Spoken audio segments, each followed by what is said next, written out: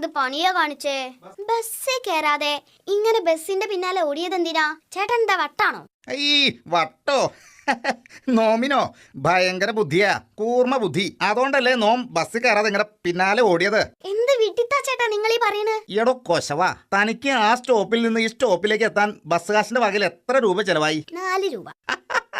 തനിക്ക് ആ സ്റ്റോപ്പിൽ നിന്ന് ഈ സ്റ്റോപ്പിൽ എത്താൻ വേണ്ടി 4 രൂപ ചെലവായി. എന്നാലേ നോമിനെ 4 രൂപ ലാഭം, 5 പൈസ ചെലവായില്ല.